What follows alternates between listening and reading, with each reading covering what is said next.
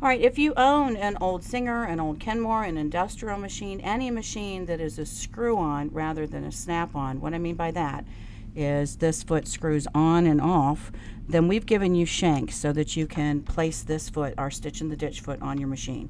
So this is a Singer Touch and Sew. Singer Touch and Sews are a slant machine, and in the paperwork it tells you about that, so you don't have to know this yourself.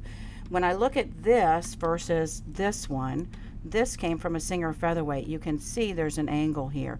And what I'm really looking at is the height from where the screw goes, the screw's on here, to here, and then this slant that's here. So when we look at a Singer Featherweight from here to here, we call this a short shank. It's much shorter. This angle that's here, that's part of the short shank. This is a Touch and Sew slant. There are a couple machines out there that have slant machines, but your most common one is going to be the Singer Touch and Sew. So this right here is represented from us in our adapters, and adapter number 3. When you get the package, you'll stitch in the ditch foot. You're going to have a 1, a 2, 3, 4, 5, and 6. This is a short shank. This is a slant shank. And again, the paperwork tells you about this, so you don't have to know that. But if you've got a machine that doesn't have any writing on here, that doesn't tell you what kind of machine it is, basically what you're going to do is take the shanks and look to see, does this one fit? When I look at this and I compare this, the screw sits way up high versus here. Let's see if I can put that back in and grab this. You can see this one basically is like the same angle. Hopefully you can see that angle, and where the screw is where the screw is going to go here. So if your paperwork on your sewing machine or any writing on your machine doesn't exist, then you're going to be able to look at that and see. So what I want to do to place this on my machine is I'm going to call it the U to the screw. I've got a U here. If we look from the side, it basically looks like a letter U.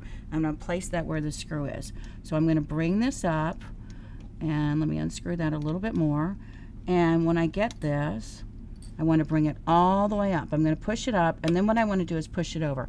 I don't know if you heard that click, but that click means it's now seated on the shank of the machine here. And then I would take this and tighten this up.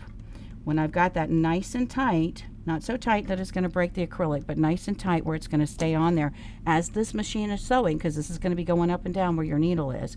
So I want to keep that nice and solid. And then what I'm going to do is bring this down, lining that up, and again put with my finger on the screw.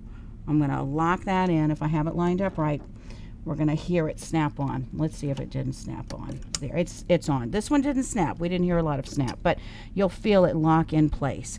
So that's how I put that foot on my Singer Touch and Sew. I would do the same thing on a Singer Featherweight with the number 1.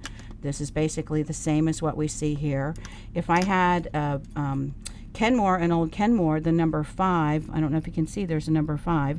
That number 5 is the one for a Kenmore. If you have an old Juki, even a new Juki that's an industrial, those are high shanks. So you're going to look at your sewing machine, you're going to look at the paperwork that you have. If you don't have any paperwork, again, you can take a look at your ankle. We call this part the ankle. And you're going to look at that and find the one that compares to that. Once you place that on, that allows you to put on our stitch in the ditch foot. The cool thing about these adapters with your old machines is that you can now put on Janome, New Home, Elna, Baby Like Brother, and New Singer Feet, because those are all universal machines. Not Pfaff, not Viking, not Bernina, because they're not universal. If you see me at a show, then you know I say they don't play well with others, because you can only put their feet on your on those machines, so they don't go interchanging with others. All right, so I've got my foot on my machine. I would go ahead and do my stitch in the ditch, my seam guides, 1/4 inch, those kinds of things. And now for me to remove this, I'm going to simply lift this up, and I'm going to press down here a little bit to the left, a little bit to the right, and it pops right off. This ankle is now ready for you to put other feet on, anything that's universal. That means not only Janome, New Home, Elna, Baby Like Brother, New Singers, those machines, but also our Quick Bind and our Curve Master. If you own either of those two, then they're going to snap right on. If you know that you're not going to be using anything else but the stitch in the ditch foot, then instead of popping that off, you could unscrew this piece once it was still attached to this, so you'd have the two together. And then all you have to do is each time place it up, just like I'm going to place back this ankle on here. But you're ready to go. If you know that you're going to be using your other machine with the feet that come with that machine, I'd always go back and place this back on so that you know. My guess is you probably have a favorite foot on that old machine. If you have an industrial, then you know what you're using on there. And place that back on and then stick this away.